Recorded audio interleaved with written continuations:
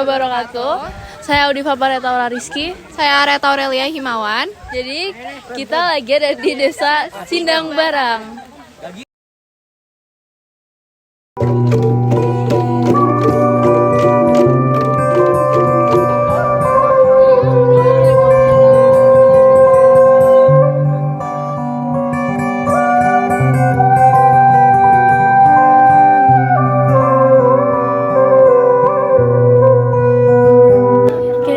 Assalamualaikum Pak. Perkenalkan aku Audifa, aku dari SMA Islam Azhar 3. Jadi aku sama teman-teman aku tuh pengen bertujuan untuk melihat kondisi lingkungan di Desa Sindang Barang yang sangat indah dan asri. Namun tujuan utama kita tuh mengenal lebih dalam lagi mengenai kebudayaan dan kearifan lokal di Desa Sindang Barang, khususnya tentang silat adat khas Desa Sindang Barang. Yang pertama, apakah ada kesenian pencak silat di Sindang Barang, Pak? Ada, khususnya di Kampung Budaya ini. Jadi setiap hari Minggu itu anak-anak dari Kampung Sindang Barang itu belajar di Kampung Budaya ini.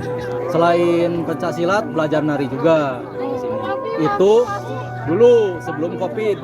Ya, kalau setelah Covid, karena berhubung libur tuh kita nggak bertatap muka, akhirnya sekarang jarang.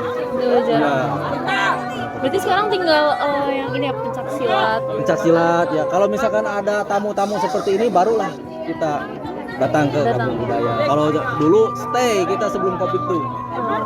Kira-kira bisa nggak Bapak ceritakan sejarah singkat tentang kesenian pencak silat di Sindang Barang? Pencak silat Cimande. Cimande itu dilahirkan oleh salah satu leluhur, namanya itu Muhammad Khairuddin, yang lebih dikenal Bah Khair. Itu salah satunya yang penciptaan silat Cimande. Nah, silat Cimande ini didirikan zaman apa? Mungkin zaman abad Pajajaran dulunya. Karena silat Cimande itu berasal dari silat-silat Pajajaran, tapi khusus orang-orang dalamnya, orang-orang dalam Pajajaran, nggak di luar Pajajaran. Karena ilmu ini ilmu khusus kan buat orang dalam Pajajaran, patih-patih dari Pajajaran.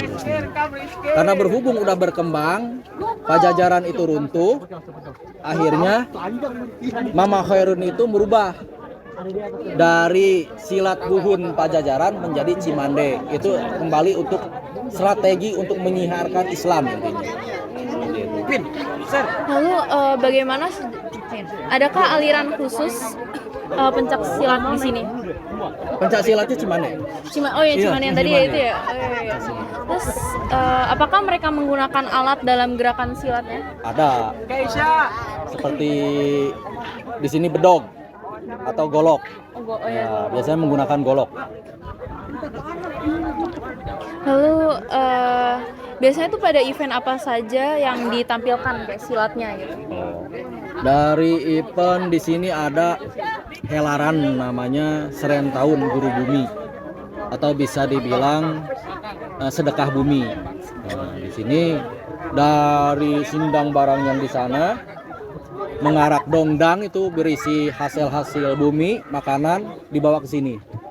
Nah, di sini dibagiin sama masyarakat semua. Itu bulan-bulan Muharram biasanya di sini. Nah, di situ sudah kumpul semua masyarakat Sindang Barang di sini, di alun-alun yang tadi di sana lapang. Barulah pentas seni. Ada jaipong, ada pencak silat Cimande, ada tepak seeng, ada debus. Banyak sekali. Bahkan bukan dari masyarakat sini juga seninya, bahkan dari Banten, dari mana, semua menyumbangkan keseniannya masing-masing. Berarti emang ada kayak pertunjukannya ya, gitu pertunjukan. Ya? Oh iya, silakan. Terus apakah gerakan silat tradisi di Sindang Barang itu memiliki makna tersendiri? Banyak. Maknanya intinya kembali kita mengingatkan sejati diri kita itu sebenarnya ya untuk kembali kepada Allah. Karena Cimande itu bukan untuk kita sombong-sombong. Kita punya gerakan Cimande, punya silat Cimande bukan untuk ngajago. Karena punya silat Cimande itu kita harus lebih arif dan bijaksana. Karena dari pantangannya juga kan ada 10. orang Cimande itu kita nggak boleh bohong, nggak boleh nyuri, nggak melawan orang tua, bapak, ibu, guru. Kita nggak boleh dilarang dari talek itu. Kita nggak boleh nyuri. Kita selalu mengerjakan amal-amal yang soleh, berbicara jangan kita sombong, jangan menyakiti orang. Itu talek-talek dari Cimande. Makanya itu sesuai dengan apa yang sudah diperintahkan Kangjeng Nabi intinya. Nah, jadi aku sama Diva tuh kesini tujuannya untuk mengenal lebih dalam tentang kebudayaan apa aja sih yang ada di Desa Sindang Barang, terutama di pakaian adat dan silat. Nah, kebetulan tadi kalian udah lihat kan yang silat dari Sindang Barang, terus aku juga udah wawancara sama orang dari Sindang Barangnya langsung. Sekarang kita mau lanjut wawancara dari yang pakaian adat. Stay tune ya. Assalamualaikum warahmatullahi wabarakatuh. Halo Teh, perkenalkan nama aku Aurel. Boleh tau nggak nama Teteh siapa? Perkenalkan nama saya Lembang, panggil aja Teh Lembang. Jadi aku dari SMA Islam Al-Azhar 3. Jadi tadi aku sama teman-teman aku udah keliling Desa Sindang Barang dan kita udah lihat suasananya dan itu ternyata indah banget, abis itu asri juga. Nah, tapi tujuan utama kami kesini tuh ingin mengenal lebih dalam mengenai kebudayaan di Desa Sindang Barang, terutama di pakaian adat. Boleh nggak aku tanya-tanya tentang pakaian adat ke Teteh? Oke. Jadi pakaian adat Sindang Barang ini tuh ada asal-usul tersendirinya nggak Teh? Kalau untuk asal usul itu nggak ada ya, karena kita kan lebih ke kalau untuk khusus tari yang saya pakai ya. Kalau untuk yang saya pakai ini itu memang dari Jawa Barat. Jadi Jawa Barat itu semua sama, cuma lebih ke kampungnya gitu. Jadi kayak untuk tarian-tarian jaipong kayak gitu tuh pakainya kayak gini. Cuma ini lebih ke zaman dulu gitu. Karena kan untuk zaman sekarang itu udah beda model lagi. Tapi karena kita di sini kan kampung, jadi nggak bisa berdandan seperti yang modern kayak gitu, nggak bisa. Jadi kita ngikutin kampung sini aja gitu. Kalau untuk baju adat ini dibuatnya itu dari apa? Kalau untuk bahan-bahannya itu ada yang kain satin, kayak kain batik. Kebanyakan sih kalau di sini itu kita pakainya batik.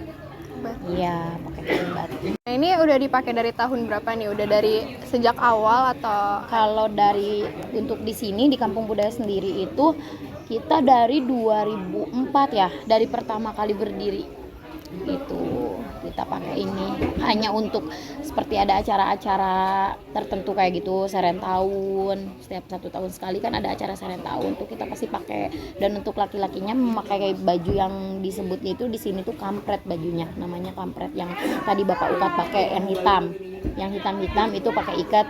Yang laki-lakinya kayak gitu, biasanya warnanya hitam.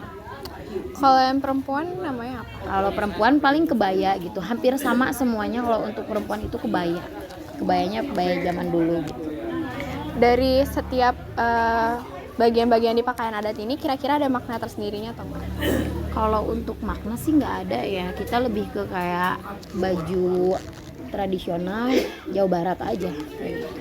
Kalau keistimewaannya ada nggak nih? Keistimewaannya, kalau untuk keistimewaan sebenarnya di setiap pakaian itu mereka punya keistimewaan tersendiri ya.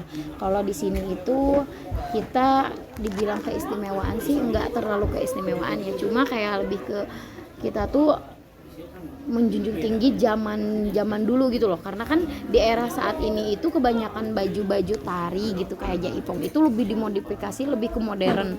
Nah, kalau menurut saya sendiri itu untuk di kampung sini kita tetap Menggunakan yang lama. Ya, menggunakan tetap yang lama, yang zaman dulu, karena kita nggak mau sampai kayak istilahnya adat zaman dulu hilang hanya karena zaman modern sekarang gitu loh. Jadi kita tetap pakai yang zaman dulu. Oke. Biasanya baju adatnya ini dipakai di acara tertentu atau ada acara khusus gitu? Iya, biasanya kita pakai untuk seperti ada kunjungan, terus serentahun yang tadi saya bilang tuh, serentahun itu kan dalam 1 tahun sekali kita ada panen padi tuh yang tadi kita panen, terus kayak buah-buahan. Nah kita tuh upacara adat tuh semuanya upacara memakai kebaya. Nah kalau untuk acara tertentu kan, kalau ini saya untuk hiburan ya, untuk menghibur tamu-tamu kayak gitu kan, terus rakyat-rakyat. Nah kalau misalkan untuk upacara adat itu kita memakai bajunya itu kebayanya, kalau untuk perempuan itu kebaya putih polos sama samping batik coklat, samping batik biasa gitu, dan rambut pun hanya pakai sanggul sama bunga melati aja udah. Nah kita itu paling kita jalan bareng-bareng gitu bawa kendi kayak gitu. Nah kalau untuk laki-laki mah yang kayak biasa yang tadi saya bilang kampret, baju kampret gitu. Udah sih segitu aja pertanyaan dari saya. Terima kasih banyak ya Teh udah sama-sama. mau diwawancara. Terima kasih.